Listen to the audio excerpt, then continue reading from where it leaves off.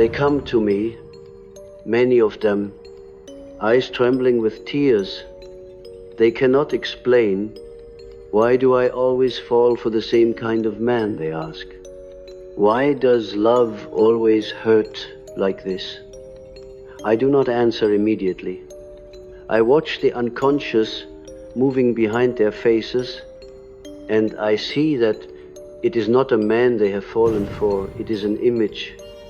The man was merely the mirror, and the reflection they could not bear to see was their own unloved self. Love, for the empathic soul, is rarely about two people. It is an encounter between the conscious and the unconscious, between the wounded child and the divine masculine buried in shadow, the empath, being porous to the world, is often an instrument through which the collective unconscious speaks. She feels what others repress. She becomes the container of unintegrated pain.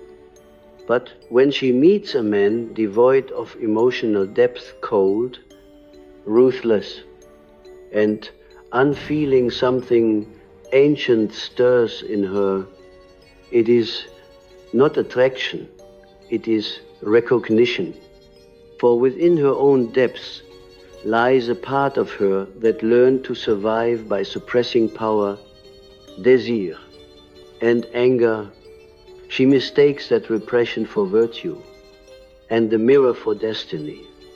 The first revelation arises when one realizes that attraction is rarely random. The psyche is purposeful in its repetitions. When the empath falls for a ruthless man, the universe is not punishing her, it is trying to awaken her. It is saying, look, here is your shadow in human form, the man who withholds affection, who manipulates, who wounds without remorse. He is the archetype of her inner tyrant, the aspect of her psyche that rules her emotional world with cold logic and fear. He mirrors back the way she herself denies her own needs, silences her voice, and sacrifices her boundaries on the altar of peace. Every human being carries within them both eros and logos, the feminine and masculine principles. Eros is the connecting force, the flow of feeling that binds soul to soul. Logos is the ordering principle, the clarity of thought, the ability to discriminate. The empath, when wounded, over-identifies with eros. She becomes all feeling, all compassion, all openness, but in doing so, she loses logos, the capacity to discern, to say no, to hold herself as sacred.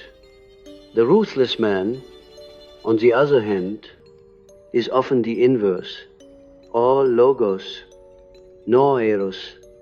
He is rational to the point of cruelty, armored against vulnerability. When these two meet, they form a perfect psychic polarity. Each carries what the other has lost, and the attraction between them is not love, it is the magnetic pull of wholeness seeking itself, but the mirror cuts both ways. The ruthless man, though appearing strong, is often terrified of intimacy. He feeds on the empath's devotion because it gives him a taste of feeling without the risk of exposure. She, meanwhile, mistakes his avoidance for depth, believing that if she just loves harder, she will break through his walls.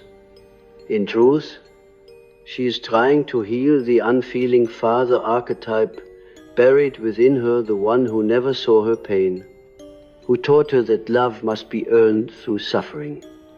Every tear she sheds before him is a libation to that ancient god of emotional abandonment. In dreams, this dynamic appears as a woman standing before a frozen lake. Beneath the eyes, shapes move dark, unrecognizable, whispering. She kneels, trying to see them clearly. But the surface is too cold, too reflective. Then a face appears in the ice, his face, and when she reaches to touch it, the ice cracks, the water rises, carrying her reflection into chaos. This is how the unconscious operates. It lures us with images of what we most long to resolve, and then shatters our illusions so that we may finally see ourselves. The ruthless man is the ice. She is the warmth that breaks it, and the flooding that follows is her initiation. When I say mirror, I do not mean a simple reflection.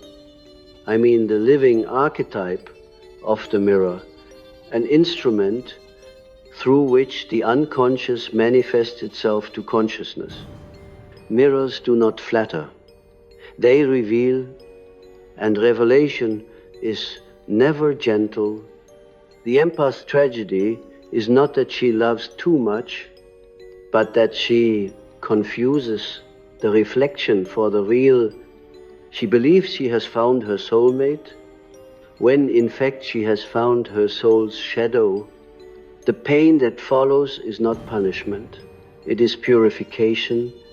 It is the dismantling of projection, the sacred disillusionment that precedes self-knowledge. The second movement of the soul begins when the empath stops trying to rescue the ruthless man and begins to ask, what part of me believes I deserve this? This is the turning point, where the outer drama becomes inner work. She must descend into the underworld of her own psyche to meet the child who learned that love comes through sacrifice. There, she will find not weakness, but a fierce purity, a longing so immense it frightens her. That longing, once reclaimed, becomes her power. The moment she ceases to need his validation, the mirror dissolves and she sees the truth. She was never seeking him, she was seeking herself. In analytical psychology, this is the process of individuation, the reconciliation of opposites within the soul. The ruthless man serves as the catalyst for that reconciliation. His emotional cruelty awakens her buried animus, the inner masculine principle she has disowned. At first, it appears as rage, resentment, even hatred, but beneath that lies the golden energy of sovereignty, the power to define her own worth, to protect her tenderness without apology. When she integrates that animus, she no longer attracts men who exploit it externally, for she has internalized the function herself. I have seen this pattern countless times.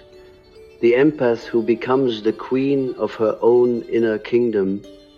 It is not an easy birth. It demands the death of the savior complex, the surrender of fantasy, and the confrontation with rage. Rage, for the empath, is holy. It is the fire of logos returning to balance eros. It is not cruelty. It is clarity. It says, no more. And that no echoes through her lineage, breaking cycles older than her memory. For every empath who awakens from the trance of self-sacrifice, a whole ancestral chain exhales. But what of the man? Does he change? Sometimes Often note, the mirror has no obligation to transform. Its purpose is to reflect, yet paradoxically, when the empath withdraws her projection, when she no longer plays the role of redeemer, she becomes a mirror of truth that can awaken him as well. He may glimpse, for the first time, the emptiness of his own armor. Whether he answers that call or not is his own journey. The empath's liberation does not depend on his redemption. Her task is to withdraw her light from his shadow and let it illuminate her own depths. You see, love that seeks to heal another is still a form of control. It assumes that the other is broken and that salvation lies in your hands. But true love, the kind born from consciousness, does not seek to fix. It sees clearly. It says, I see your darkness and I honor my own. In that seeing, both are freed. The empath's compassion, once bound by fear, become lumineux, discern. She can now love without losing herself and forgive without returning to the fire. In the silence after heartbreak, something miraculous happens. The empath, once consumed by longing, begins to feel her own energy returning. She sits alone, not as a victim, but as one who has walked through initiation. The ruthless man fades into myth, and she realizes he was never the enemy. He was the teacher, the threshold guardian of her awakening. The wound he left becomes the doorway through which her soul re-enters the world, radiant and whole. When the psyche mirrors itself through love, the experience is never gentle, but it is always precise. The unconscious does not waste symbols. Every heartbreak, every betrayal, every cold gaze is an invitation to self-revelation. The empath's suffering ends not when she stops feeling, but when she feels everything, including the parts she once denied. Only then can she meet another not as a savior or a victim, but as a soul standing naked before a soul.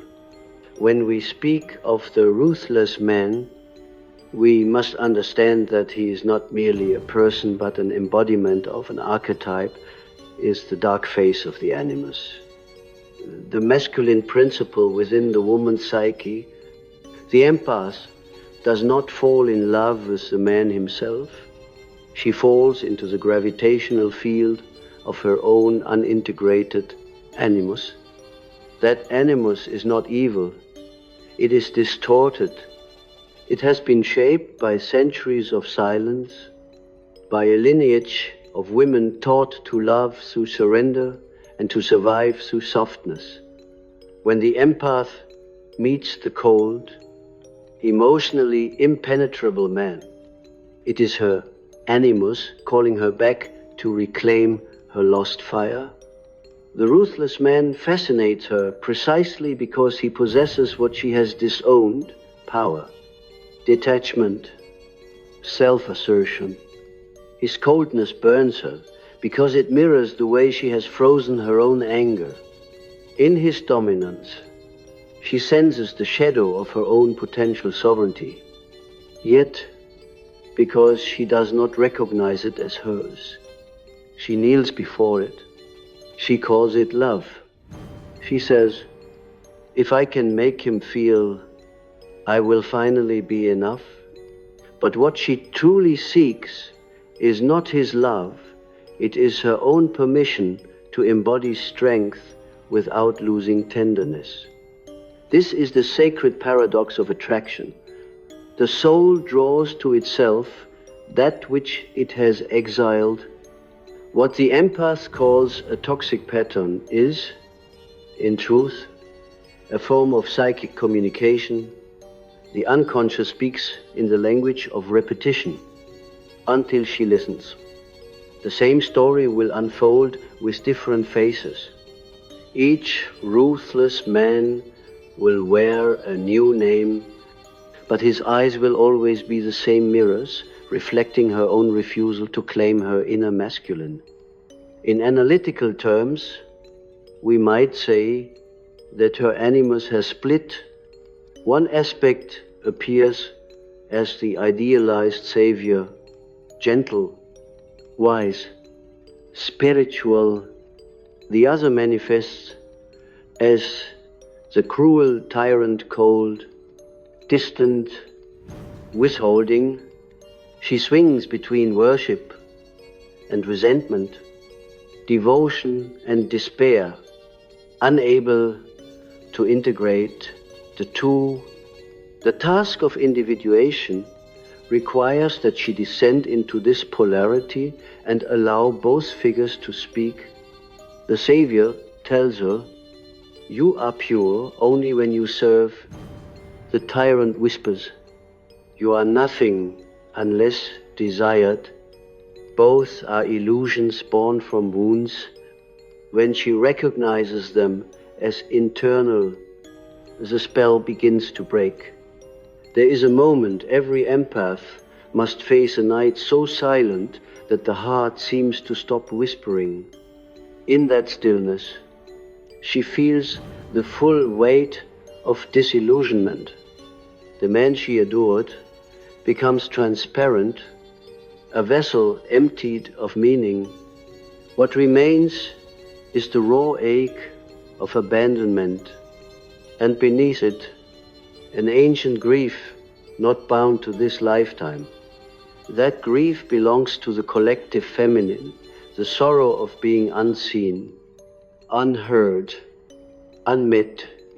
It is not just her pain, it is the pain of the anima mundi, the soul of the world, yearning for union with consciousness. This is where alchemy begins, not in the light, but in the blackness of Nigredo, the stage of dissolution. The empath's tears dissolve the projections that bound her. The heart, cracked open by betrayal, becomes the crucible in which the opposites can meet. For the first time, she no longer seeks to understand him. She begins to study herself. The focus shifts inward. The same sensitivity that once read his moods now becomes the instrument of introspection. She starts to see how every act of self-abandonment was an unconscious prayer. Love me for the parts I cannot love myself. In dreams, this transformation often takes symbolic form. A woman stands in a dark forest, clutching a mirror that no longer reflects. She feels lost until she realizes that the mirror's surface has turned to water. When she touches it, ripples spread outward, and she sees within it not the face of a man, but a flame small, trembling, but alive. This is the birth of the inner fire, the awakening of the true animus, no longer projected outward as a lover, but reclaimed as an ally. At this stage, the empath's relationship with her emotions changes profoundly. What once felt like a curse, her ability to feel others so deeply, becomes a sacred gift. She begins to understand that empathy without boundaries is not love, but leakage. True compassion includes discernement. It is rooted in self-awareness, not self-erasure. She learns to feel without absorbing, to witness without rescuing. This is the integration of eros and logos, heart and reason, finally meeting within her as equals. The ruthless man, if he still lingers in her life, senses this shift even before she speaks. The energetic contract is broken, her gaze no longer feeds him, her silence no longer trembles. For the first time, she is not trying to be understood, she is understanding herself. To him, she may appear colder, detached, but in truth, she has never been more alive. Her warmth is no longer squandered on convincing someone to see her. It is turned inward, illuminating the forgotten corridors of her being. Then comes a deeper revelation. The recognition that she, too, has been ruthless, not toward others, but toward herself. The endless forgiveness, the excuses, the waiting, these were acts of self-cruelty disguised as virtue. She realizes that the man's emotional ruthlessness was only the external expression of her internal one. She withheld tenderness from herself the way he withheld it from her. She abandoned her own intuition every time she chose hope over truth. And when this realization lands, it shatters the illusion of victimhood. She stops asking, "Why did he do this to me?" and begins asking, "Why did I allow it?" This question does not arise from blame, but from awakening. It marks the birth of true autonomy. For the empath's greatest fear is not losing love, it is losing belonging. But belonging bought with self-betrayal is bondage. Only by standing alone in the emptiness can she discover that she was never truly alone. The self has been waiting behind every heartbreak, patient as eternity. In that emptiness, something magnificent unfolds. The heart that was once dependent becomes self-sustaining. It beats not for approval, but for truth. It no longer seeks mirrors in the eyes of the unfeeling. It becomes its own reflection, clear, luminous. Sovereign, this is the stage of albedo, the whitening, the purification that follows darkness. The empath begins to create, to write, to speak with a voice that trembles no more. Her art, her words, her presence, all radiate the quiet authority of one who has met her shadow and made it an ally. Sometimes the ruthless man reappears. He senses her change and grows curious, perhaps even fearful. The dynamic is reversed. He now feels drawn to the warmth that no longer needs him. But she smiles, not with bitterness, but with understanding. She sees through the illusion, not above it. The mirror has done its work. There is no hatred, no revenge, only release. She thanks him silently, for without his darkness, she would never have met her own light. And yet, she also knows this: the journey is not about becoming invulnerable. The empath's power lies not in hardness, but in awareness.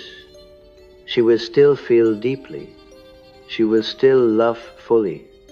But her love will no longer be a form of self-annihilation.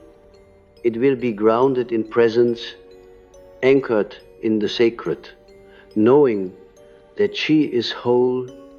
The men she attracts now will mirror that wholeness. They may still challenge her, but they will not consume her. For when a woman has integrated her animus, she becomes a mystery no shadow can possess. This is the paradox Jung understood so well. Healing does not make one perfect, it makes one real. To be real is to be both light and darkness, mercy and boundary, tenderness and truth. The empath who has walked through the fire of heartbreak emerges not as a saint, but as a sovereign soul. She no longer fears her depth. She has seen what lies beneath the mirror and found that it was love all along. Love stripped of fantasy. Love that begins and ends within. The alchemy of heartbreak is the soul's highest art. The base material, the lead of illusion, is transmuted into the gold of consciousness. Every disappointment becomes a philosopher's stone, capable of turning pain into wisdom. The ruthless man, in this light, is not an enemy but an element necessary, catalytic, sacred in his own way. He plays his role in the great experiment of the psyche, just as the shadow must exist for light to know itself. And so, when the empath finally steps into her new life, she carries within her a calm that cannot be stolen. She walks differently. She listens differently. Even her empathy has changed. It no longer bends toward pity, but toward presence. She does not save. She simply sees, and in her seeing, others begin to awaken. Her mere existence becomes medicine. The world, too, mirrors her transformation. For as one soul integrates its opposites, the collective unconscious shifts. Every empath who reclaims her power contributes to the healing of the feminine principle in humanity.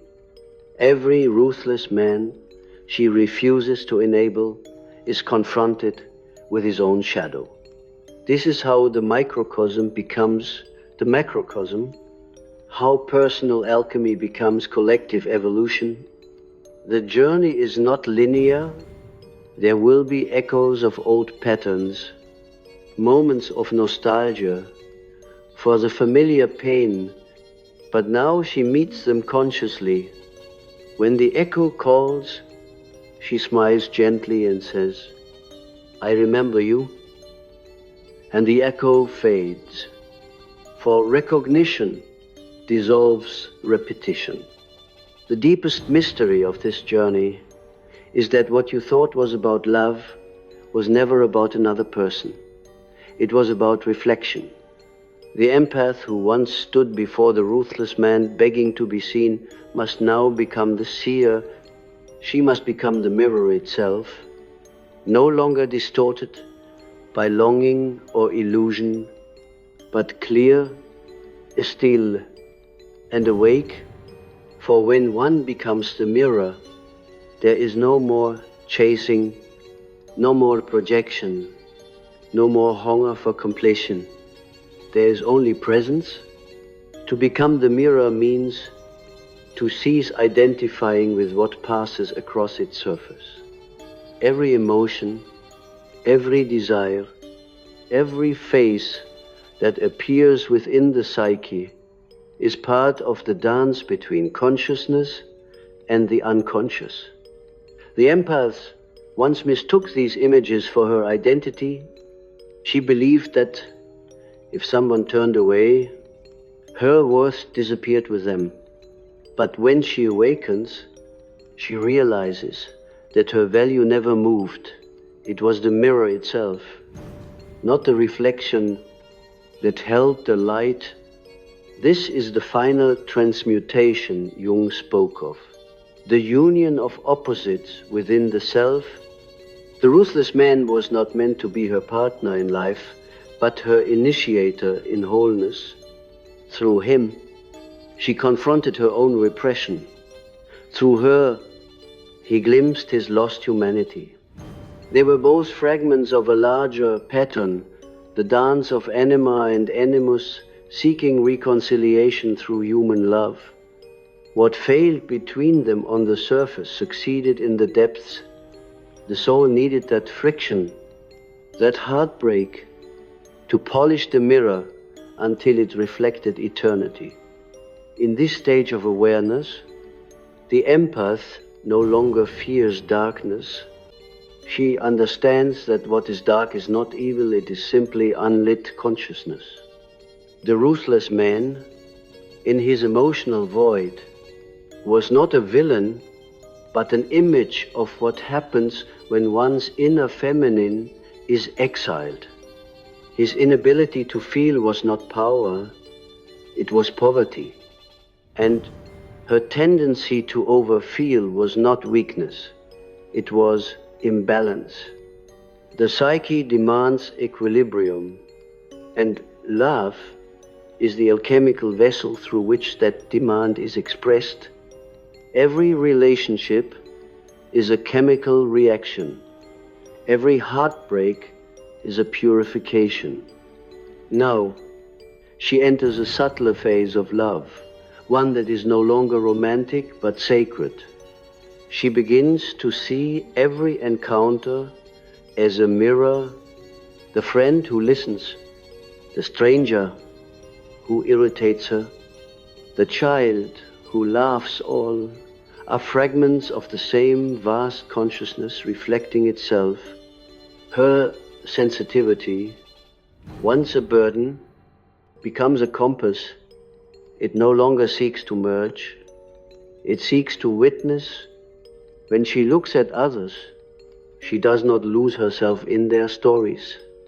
She sees through them into the field that connects all things. This is empathy transmuted into wisdom, the alchemy of awareness. There is a story told in many mystical traditions of a lake, so still that the sky could see itself. When the wind disturbed its surface, the reflection disappeared, and heaven forgot its own image.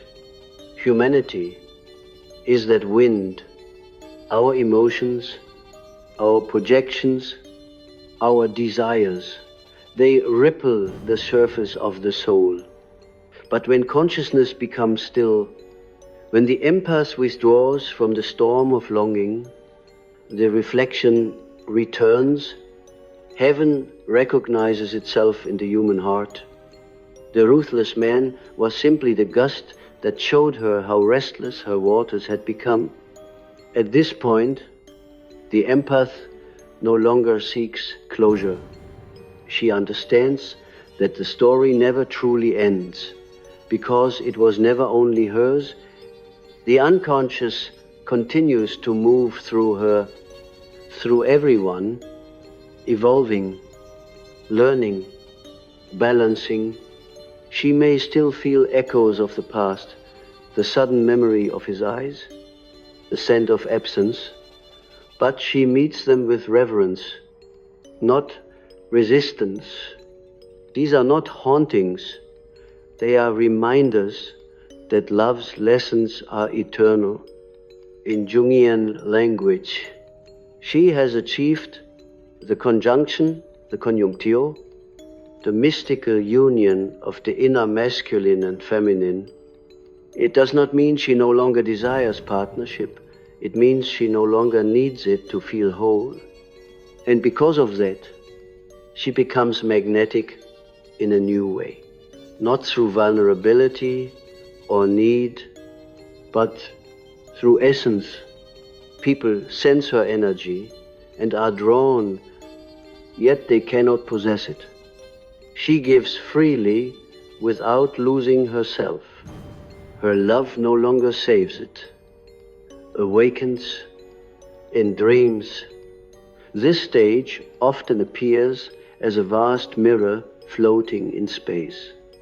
The dreamer approaches it, expecting to see her face, but when she looks, she finds no image at all. only stars, infinite and silent.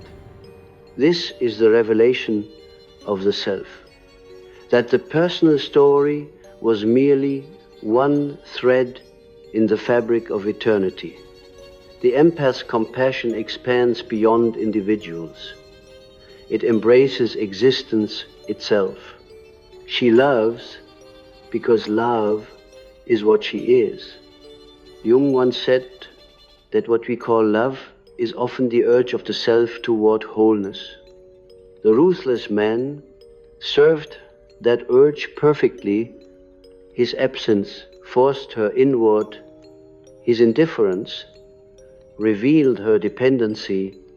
His silence became the echo in which she finally heard her own voice. What appeared as cruelty was, on the level of the soul, precision. The unconscious does not make mistakes. It makes mirrors. And when she speaks now, her words carry a strange, calm authority. She no longer tells stories of being hurt. She tells stories of awakening. Her voice is not bitter. It is steady, resonant, like water flowing through stone. Those who listen feel something ancient stirring within them, as though they too have known this pattern across lifetimes. For indeed, they have. The dance of the empath and the ruthless man is as old as creation. The eternal interplay between feeling and form, heart and intellect, soul and structure. In this higher understanding, forgiveness arises effortlessly, not as an act of moral superiority, but as a recognition of truth. She forgives because there is nothing left to defend. The mirror does not blame the image for being distorted. It simply reflects. To hold resentment would be to cling again to illusion. True forgiveness is neutrality, clarity without attachment. Now, when love returns, and it comes as something wholly different. It is no longer a collision of wounds, but a communion of awareness. She meets another, not from emptiness, but from fullness. There is no rescuing, nor idolizing, nor begging for reciprocity. There is seeing, and in that seeing, love becomes what it was meant to be, a shared participation in the divine unfolding of consciousness. This is the stage the mystics call hubedo, the reddening, the completion of alchemy. The lead of pain has turned to gold. The empath has integrated the animus. The ruthless man has fulfilled his role as catalyst. What remains is a life lived from center, not circumference. Every experience becomes symbolic, every feeling a messenger. Even sorrow now tastes sweet, for it is known to be holy. The mirror has become the window, and through it the soul gazes upon eternity. She understands now that to love ruthlessly is not to be cruel, but to love without illusion. It means to love with full consciousness, to honor both light and shadow in oneself and others. That is the true meaning of compassion, not blind mercy, but luminous clarity. The empath who once wept at the feet of emotional absence now stands as a priestess of balance. Her presence itself restores harmony. She walks among others, invisible yet radiant, carrying the silent wisdom that love's greatest purpose was never to unite her with another, but to reunite her with the divine within. When the mirror dissolves, when the projections have fallen away and love is no longer a spell but a state of being, something extraordinary happens. The empath begins to create reality not from fear or desire, but from awareness. The unconscious, once a vast sea, pulling her beneath its waves, now moves through her as current and intuition. She becomes not the one who drowns, but the one who sails. This is the ascension of the empathic soul, the transformation of sensitivity into sovereignty, of heartbreak into creation. It begins quietly. There is no trumpet of angels, no dramatic enlightenment.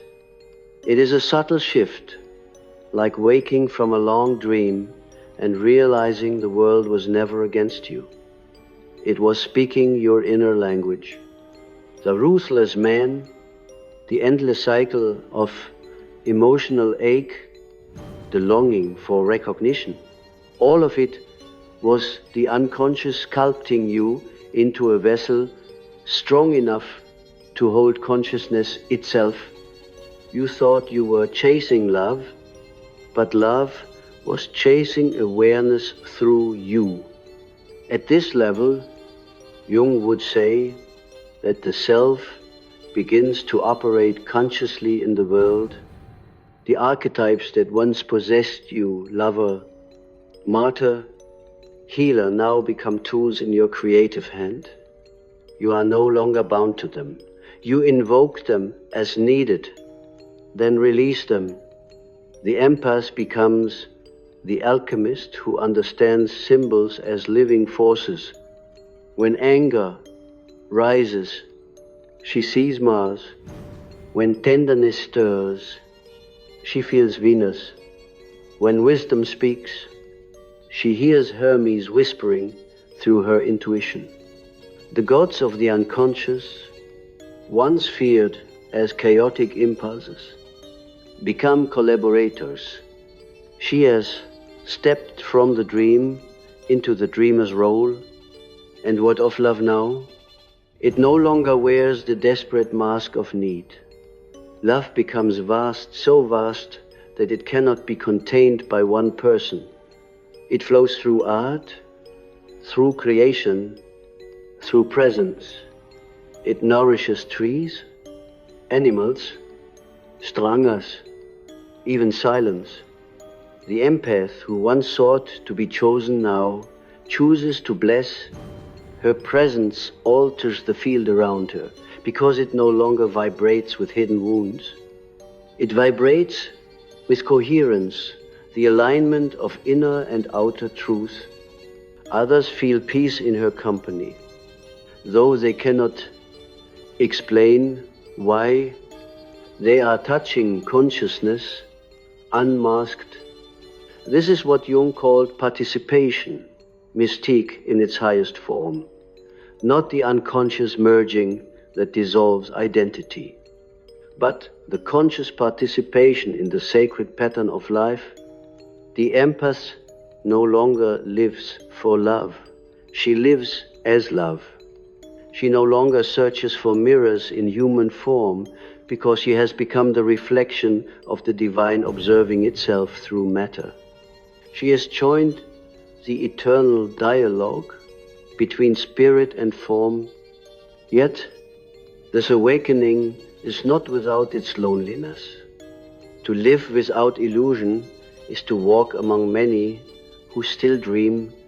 She will be misunderstood, accused of coldness, where she has simply withdrawn projection. But this solitude is not the emptiness of exile, it is the spaciousness of freedom. Within it, the inner masculine and feminine dance eternally.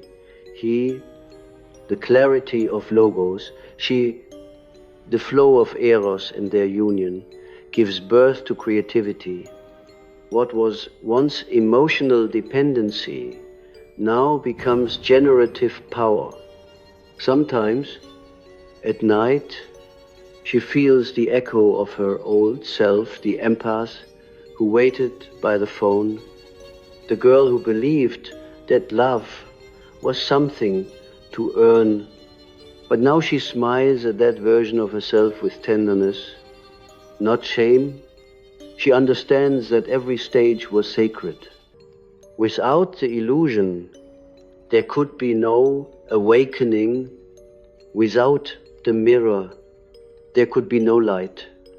What she once called mistakes were, in truth, initiations. The soul has always known the path, even when the mind could not understand it. In dreams, this final state often appears as flight. The dreamer stands on a cliff, wind rushing through her hair, looking down into endless clouds. Once she would have feared the fall. Now she spreads her arms. The fall and the flight are the same motion. The difference lies in consciousness. The empath, having surrendered control, discovers that she was never meant to be held by another. She was meant to soar. In this state, even the ruthless man finds redemption not through her forgiveness, but through her transformation.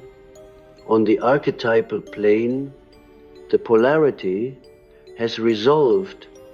The animus within her is no longer tyrant or savior, but ally, standing beside her as a guardian of discernment. And in some unseen corner of his own psyche, the man who once could not feel may awaken, sensing the absence of the mirror that once fed his illusion of control. Her freedom calls to his buried soul, not as a demand, but as a resonance. Some hear that call, some do not. It no longer matters. What matters is that she has fulfilled her side of the pattern. Jung wrote that the privilege of a lifetime is to become who you truly are. For the empath, that privilege was bought through heartbreak. Every tear was a payment toward consciousness. The ruthless men were not enemies, they were sculptors. Their coldness carved her into awareness. Their indifference forced her inward. Their rejection returned her to the only source that was ever real, the self. Now she walks with quiet majesty, not because she conquered love, but because she understood it. As the mirror becomes clear, her perception of the world changes entirely. She begins to notice that reality itself responds differently to her. Situations that once drained her now dissolve before conflict arises. Conversations unfold with synchronicity. Guidance comes in symbols. A bird landing on her window, a song repeating at the perfect moment, a dream that answers the unspoken question. This is not magic as fantasy. It is magic as alignment, the outer world mirroring the harmony of the inner. And in that harmony, creation begins.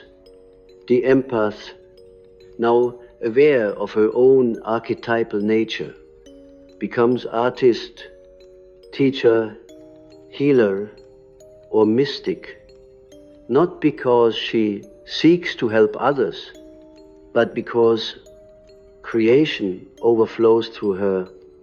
She understands that helping too can be an egoic disguise. So she does not heal to be needed.